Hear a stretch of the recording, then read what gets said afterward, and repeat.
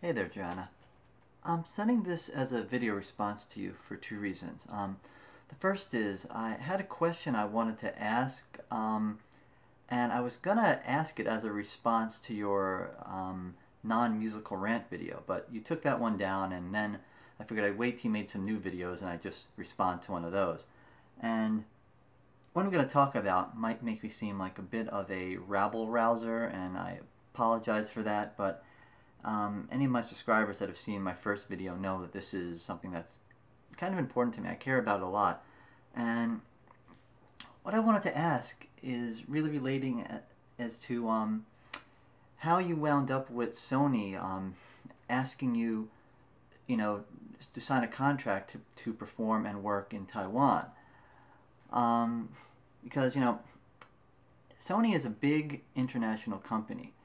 I mean, I'm sure they have offices all over the world and recording studios all over the world. So if you get signed by Sony, you can perform anywhere. And anyone who listens to your music, it should be clear that your music is most suited for the American audience. It's, as you said, it's not really suited for Taiwan, where, as you said, pop is king. It's not suited for that.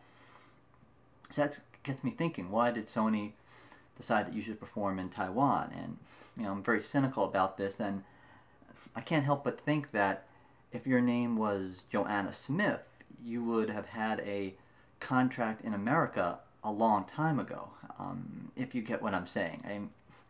I mean, when Sarah McLachlan was a young up-and-comer, I doubt very much that a big record company said, "Hey Sarah, why don't you go perform in Ireland and do folk music?" I'm sure that didn't happen, and I'm sure Sony doesn't ask, African American artists to perform in an African nation. That probably doesn't happen.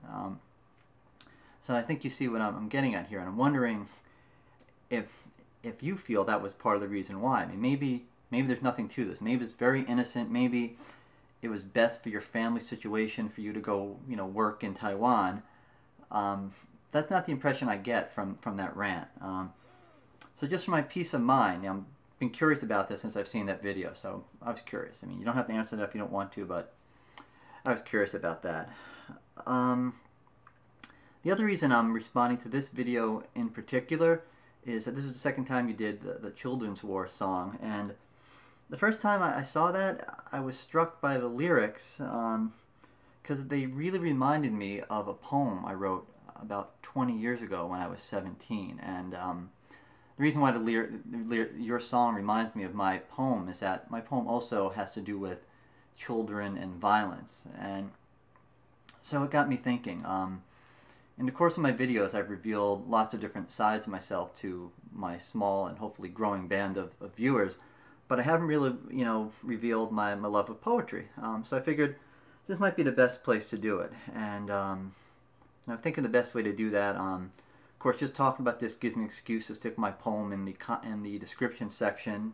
That way, the description section of of my video, which just to go list poetry is kind of pretentious, and to just sit here and solemnly read some poem I wrote 20 years ago is probably also really pretentious. Even with the Cookie Monster hat on, it's still rather pretentious. So I said, well, let me just, I'm responding to a song, so let me sing the poem. I mean, I don't write music, I can't read music, but I can put a little melody based on the rhyme scheme of the poem. So what the heck? That's what I've decided to try to do. So what follows is a little song, based on that poem, using the lyrics of the poem.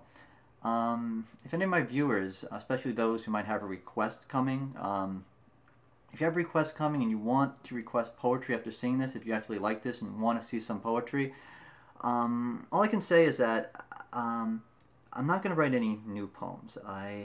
All the poetry I wrote was between the ages of 16 and 21.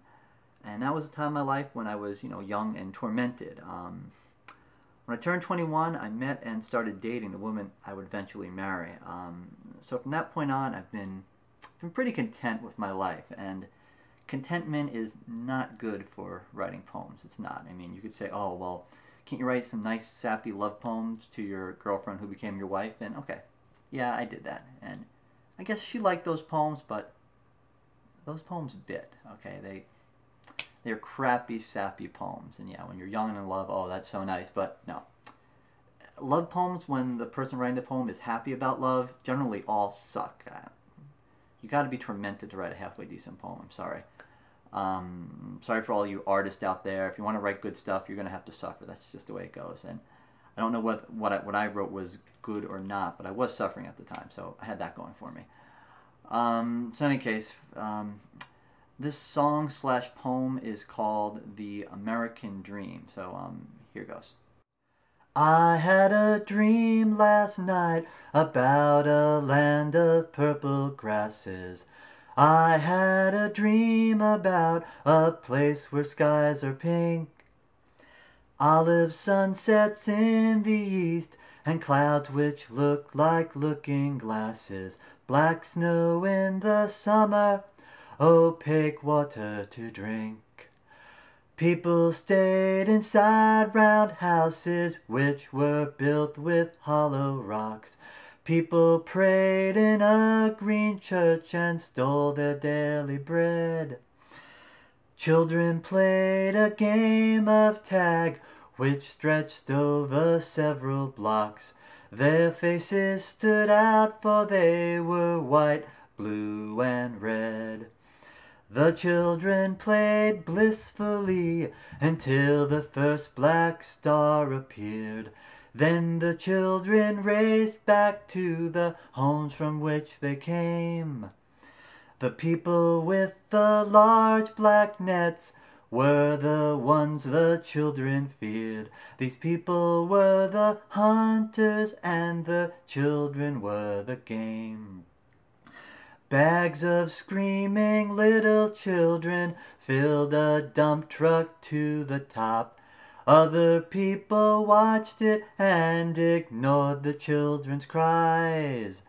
The children were driven to an automated baking shop. Children savagely slaughtered and then made into pies. American pie on a table, dessert for the people there. I asked them about it, but not one person spoke. I told them about dying children, but they didn't seem to care. I understood the world much better after I awoke. Okay, in closing, if anybody's wondering what the deal is with the Cookie Monster hat, my wife and I went to Sesame Place today for the 6th time this year with the kids, and so I figured, what the heck, I mean, Cookie Monster's always been my favorite, so why not wear the Cookie Monster hat for at least one video. Thanks for watching, and I'll see you next time.